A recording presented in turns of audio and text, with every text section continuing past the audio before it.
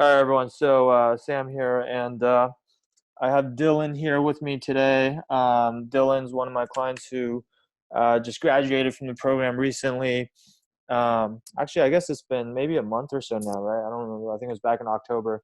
Um, and yeah, he was absolutely an absolute rock star in terms of just being the type of client that I love to work with. I mean, for starters, Dylan was extremely committed to his goal of getting into investment banking, and that definitely showed throughout the process as he was kind of going through all the different things that he had to overcome to get his job. And so just wanted to invite him on this call today to kind of talk about his experiences in the program, the outcome he's been able to achieve, and see if he has any advice for the rest of you who are still recruiting. So, Dylan, it's good to have you here today. Nice to be here. Yeah, no, thanks for taking the time. So, can you maybe just give a quick introduction on yourself? Like, where do you go to school? What year you are? Where you're going to be working this summer? Things like that. Yeah, sure. So I'm a third year at University of Chicago. I'm studying economics right now, and so I was lucky enough to get an offer, and I'm gonna go work at UBS in the global industrials as an investment banking analyst this summer. So I'm Awesome. pretty excited about that. Awesome. Yeah, no, congratulations on that for sure. So just to give people just so people have like a rough sense of your profile, like going into recruiting. So obviously you're an econ major, you're at Chicago, like, ballpark, like what was your GPA and like how much, like, did you have a ton of relevant experience going in? Like kind of what did you have on your resume? Yeah, so like going into recruiting, my GPA took a little bit of a dip my second year. It wasn't great, but it wasn't horrible. I had like about a 3.4. So like obviously like coming from like U Chicago is like more of like a liberal arts school. We don't have like a truly undergrad business school. Uh, I didn't have a ton of like super relevant finance experience going into banking. I joined several clubs that we have relating to finance. And really the only like actual finance related work experience that I had came during the summer that I was recruiting. So the summer after my second year, where I was basically like a financial analyst at this like middle market, like private company. And it wound up actually being like a really fun experience because I got to interact with like some investment bankers and private equity associates because they were basically selling the company. But like overall, like, going into recruiting, I like bottom line is like my GPA was like okay, but not great. Like I had some finance experience. I tried to join a few clubs, but I wasn't that kid that had like a private wealth management internship or like a bulge bracket or a boutique internship in his first and second year. So I would say like I was probably solidly middle of the pack, but not exactly the top. Got it. Okay, great. Thanks for that introduction. So that's good context for everyone else, just to kind of level set. And so, but that's awesome, right? Like, so you were still obviously able to get a really good outcome. I know it's been a few weeks since you've gotten your offer, or yeah, it's been a few weeks.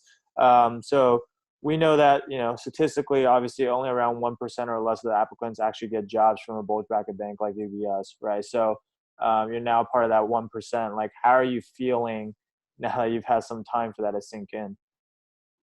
Yeah, it was really exciting the day that I got my offer. I had a feeling that the interview went really well, but I'd been in probably 20 or 30 interviews at that point, and not all of them turned into super days, and so it just felt amazing. Like honestly, like it felt like it validated like all of the work that I've been putting in for the last like 2 or 3 months, like prior to that, and just like the fact that also I could just relax for the school year and not have to worry about recruiting so much.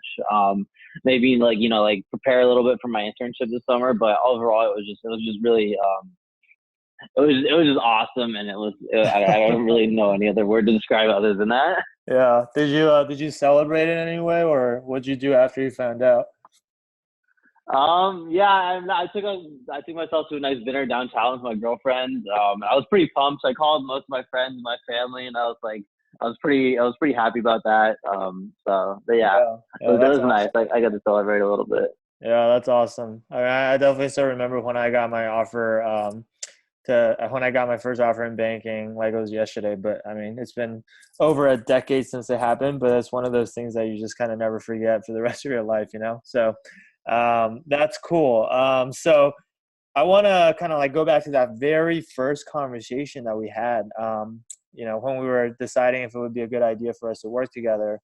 And I think it was like early August of this year, and you were still on your summer break, and I think you were kind of stressed out because you had completely missed the accelerated recruiting deadline because you didn't, I think, if I remember correctly, you hadn't submitted any applications at the end of the sophomore year. Was that right? I yeah. So I hadn't done any networking. I hadn't submitted any applications yet. Yeah. Um, because I just generally wasn't aware of accelerated recruiting, and I had one interview before we worked together due to like sort of family connections, which I mean it went okay, but I mean eventually like I didn't get the call back. So like yeah, I was basically like almost starting from ground zero when we Right. had that first call. Right. So like with how much, I mean, that's a good point. It's just like with how much earlier the recruiting timeline is happening every year nowadays, it seems like, you pretty much have to be ready.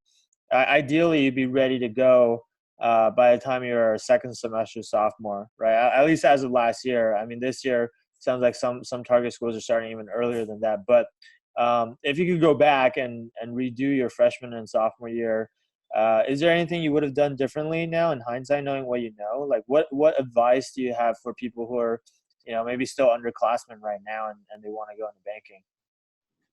Yeah, I think the number one thing that I mean I knew the importance of, but I just didn't know how to do, or I didn't take the steps to do it myself, was just networking.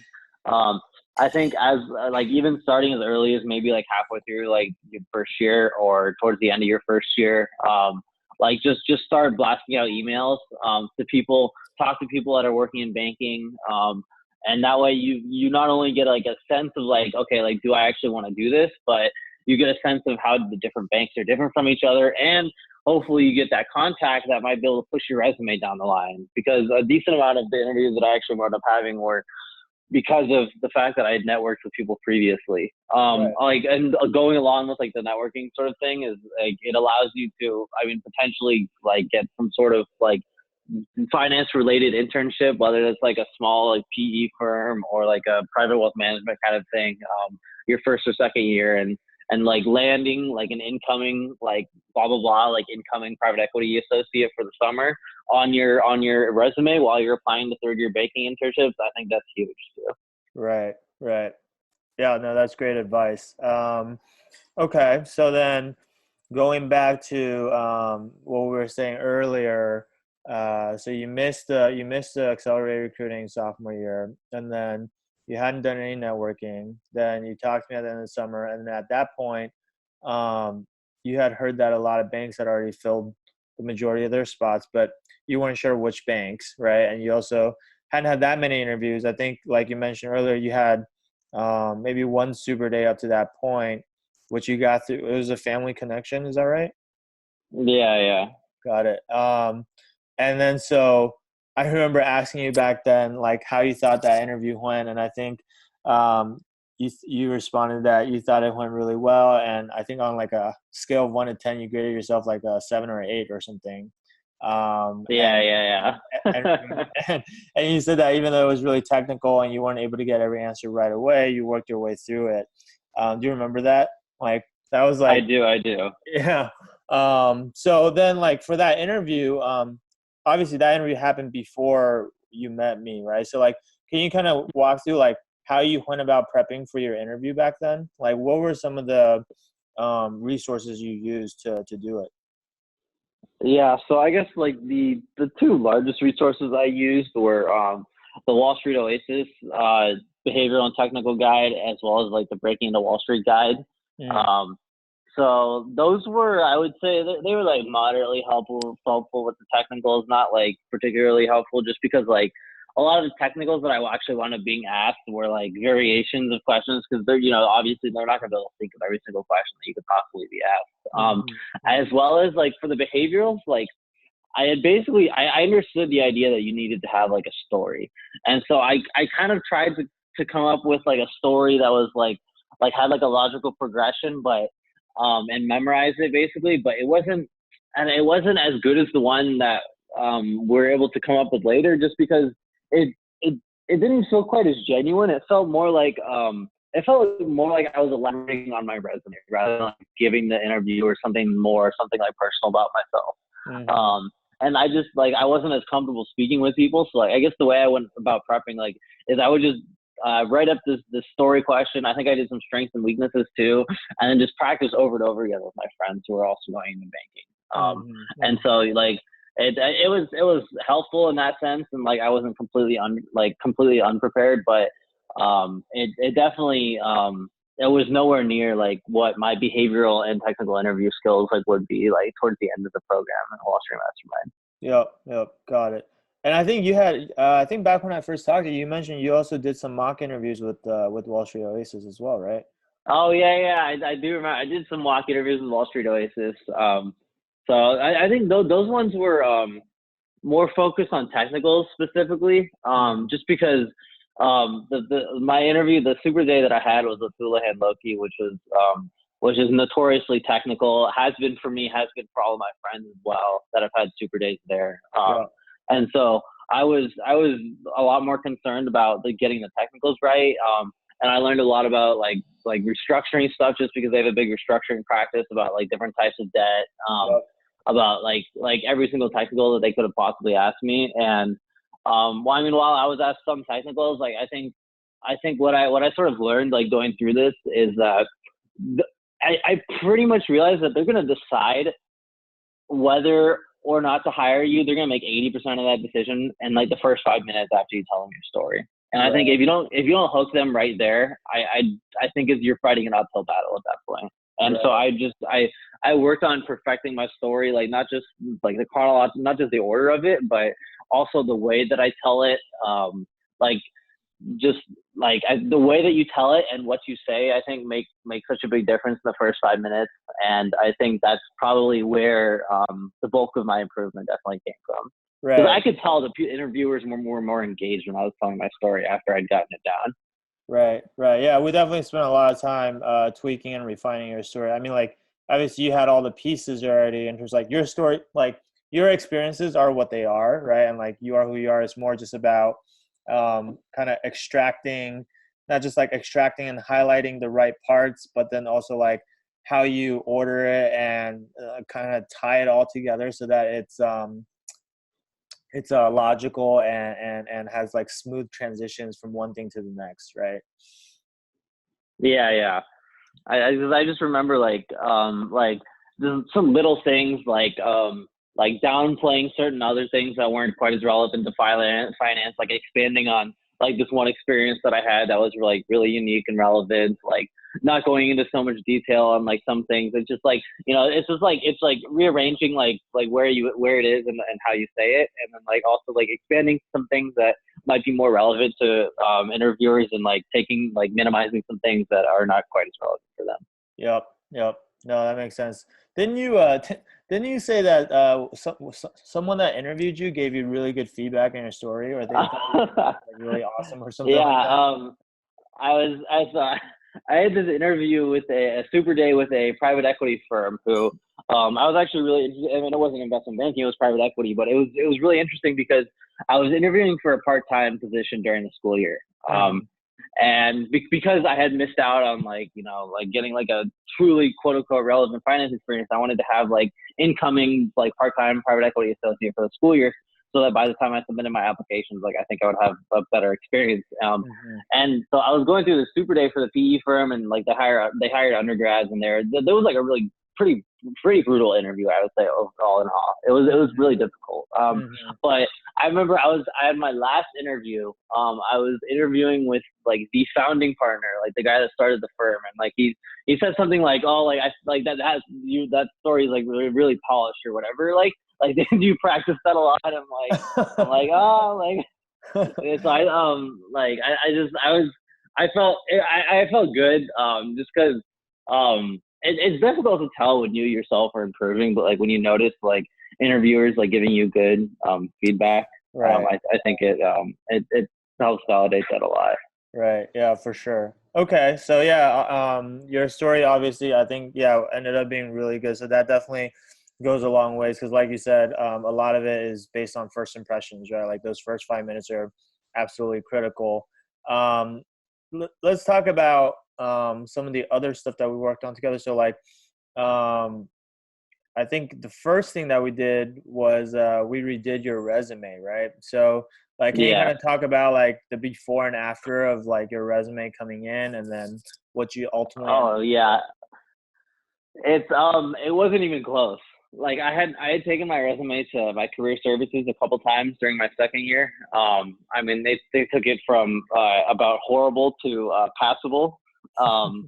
And it, like so all the it's like we didn't really change any of the experiences because they are what they are, but like just changing the layout like makes it look a lot more professional, and just like the little tips that you do give to to give it makes it seem more accomplished while basically saying the same thing, Right. which I think was like really impressive. So I Right. think that the resume like it was a night and day difference. Like it wasn't even close. And now like when I look at other people's resumes, I'm like, oh god, like I'm just like I just want to refer them to you. I'm like just to fix their resume, just like oh god. I'm like so I think that was definitely extraordinarily helpful, no question about it. Yeah, and I think the resume too, just because it's the document that you're going to be using all the time, right? Applying for every single application, obviously you include a resume, but also like if you actually get the interview, that's the piece of paper that they have sitting in front of them as they're talking to you. So just having a polished resume gives you more confidence too in yourself, right? Which like you're more presentable, you're more marketable, and then that confidence obviously carries over into the interview, or at least I know it did for me back when I was interviewing myself. So, Yeah, um, and like not only that, but I don't know what like the normal rate is.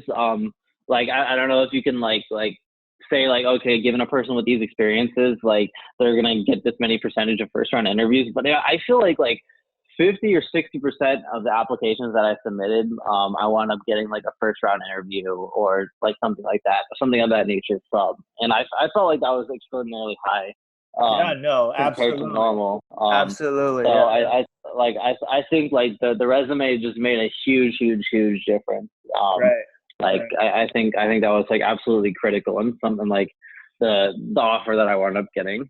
Yeah, yeah, no, I know. Earlier when you mentioned, you probably did 20 to 30 interviews before you got your UBS offer. I mean, that's an amazing number, right? Obviously, like in a way, it sucks because it's such a grind to go through so many interviews.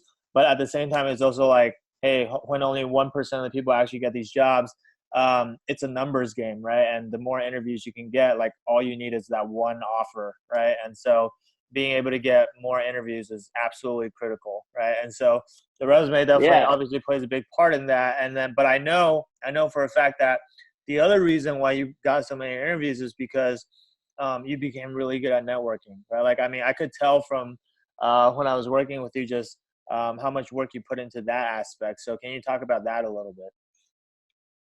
yeah. So like like I have my dad had introduced and like I had family friends that were like tangentially related to finance. Hmm. Like one of my family friends is like a venture capitalist, and so they had introduced me to some people that were in finance, and I had like conversation with these guys, like yada yada, like whatever. But I didn't know how to really network in like a professional sense. Like you're talking to someone who you don't know, who you might have some small connection with, or maybe not even a single connection with at all.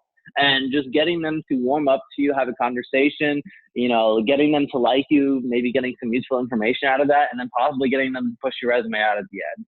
Yeah. I think one of the more underutilized things that I didn't realize is people that I knew from school, like my first or second year, that had gone into work in banking. Um, I like a lot of them like it was not difficult at all for them to push my resume. Like for example, like I had this guy who was the president of one of the finance clubs that I was in my first year. I just shot him an email when I was doing my networking, and he offered he was working at Lazard in San Francisco at that point, and so he offered to push my resume there. Hmm. And he didn't even want to hop on the phone with me, and I'm like, geez, why didn't I start doing this easier earlier?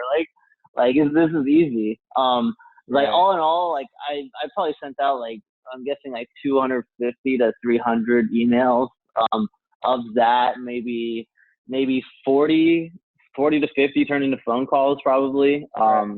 Right. And like definitely it was a little bit like it was both an art and a science because um you can be sort of scientific in the way that, like you change your email subject headers, your body, and I definitely had a lot of success with that. I remember I was playing around with some of the different email templates that you had, and like I changed to one, and all of a sudden my response rate jumped from like 25% to like 60%. I'm like, okay, like this is good. Right. Um, Right. and then once I started getting on the phone, I think this is one of the most critical aspects that a lot of people don't understand is that practicing networking on the phone is almost like practicing interviewing like for free, and like you don't have to fly in anywhere, and like you don't have like an actual interview. It's like interview prep before the interview because you're still talking to someone that's in investment banking. It's not as high pressure of a situation, but the ability to try and build like rapport with someone who you don't know and like who may not like have an interest in like helping you originally, like, and just being able to get them excited and like ask them about their life and that sort of thing. It's the same skills that you need to take into an interview. And probably like a decent portion of them, they're going to ask you for your story, why you want to do banking, like, and that gives you another opportunity to practice those answers as well. Right. I think these networking phone calls and like like you mentioned, like the 20 to 30 interviews that I had were absolutely instrumental in me eventually being polished for my UBS Super Day. Right, right. Yeah, I mean, and I have to give you props, right? Because like we said earlier, when we first started working together, I think up to that point, I think you told me you had networked with like maybe 5 people or something like that, which 5 people. That was the number 5. right. And I remember thinking like, geez, that's like very, very little, right? Like that's not gonna cut it. But then in like just a span of like what 2 months, right? That you got that number up to, like you said, you reached out to like 250 to 300 people, and so you definitely worked extremely hard to get the results, but and you were extremely coachable, and so that's I have to commend you on that for sure.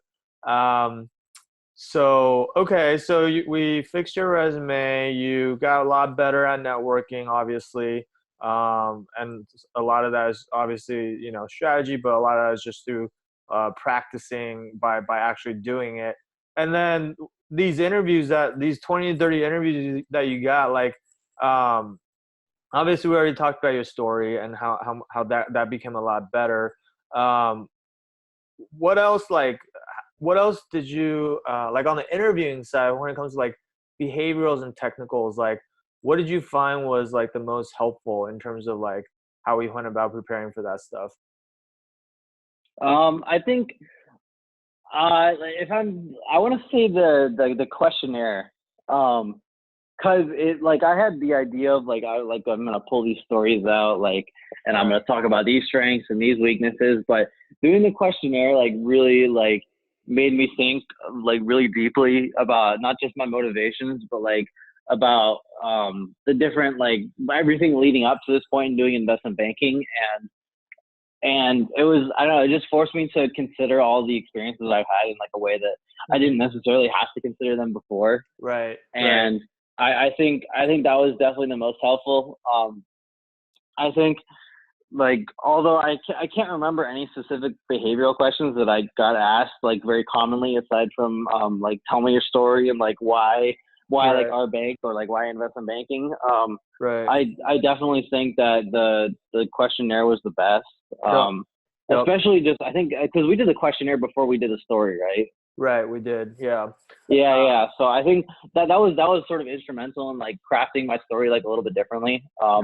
Because honestly, like I think like the majority of my interview success was predominantly due to my story, and like if you saw them on that, I think the interview is kind of yours to lose at that point, like provided Yep. you don't like mess anything up majorly. Yep, yep, yep. No, that makes sense. And just so everyone who's listening has context, by questionnaire what Dylan's referring to is, all of my clients that I work with, we have them fill out a questionnaire with a bunch of questions on it, which is an exercise we go through to kind of help them really, jot their memory on all the things that they've ever done, right? And then that also helps me get to know my clients better, just because I don't know, all your history, but I don't, right? And then once I have that, I can then do a better job at helping you kind of extract the relevant pieces and kind of package them together in a way that's appealing or attractive to investment bankers, right? So that was definitely that's good to hear that you found that to be a helpful process. So what would you say is like the biggest like what's the biggest difference between, like, say, working with me versus maybe using some of the other resources that you have been using previously? Like, is there a difference, or is it kind of just like, what would you say are, I don't know, like, what's the biggest benefit of doing that, I guess? I think two things come to mind immediately when you say that. I think working with you is you have a plan and you're confident in your plan.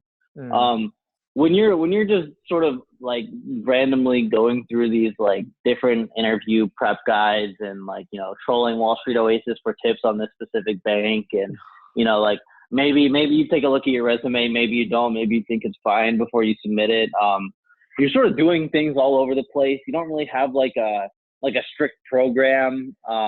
You don't have like a goal for like how many networking emails you're going to send to, like who you're going to send networking emails to. yeah, Like you don't have a goal for like it's just like the logical progression of the program, and like by way of like logical progression, like the confidence that you gain, like that you understand that you're doing things in like a systematic manner, yeah, rather than just kind of like reaching all over the place. Like there's no point in prepping for interviews when you haven't gotten any interviews and you don't network with anybody and your resume looks horrible. You know what I mean? Like, right, and like it makes sense, and the things that you're doing, like are right, because you're learning it from someone who is in investment banking himself. And it's just, I mean, granted, like some of the advice on Wall Street Oasis is better than some of the other stuff, but like at the end of the day, like I don't know, Wall Street Oasis is not a terribly amazing source of advice and information. right, And I think it's so much better to have someone who's like got your back and like is like wants you to succeed and is giving you like honest advice and information, rather than just like random users on the internet or some of your friends who are also going through the same process. right. I think that's like this the plan that you have, and like the confidence in yourself and the confidence that you have in the plan, I think are the two like night and day differences. Right. Yeah, I guess recruiting, how recruiting works behind the scenes is kind of a black box, right? And most, unfortunately, Yeah. most investment bankers are so busy, they're working 80 to 100 hours a week already. They're not in the business of, spending all their time helping you get the job.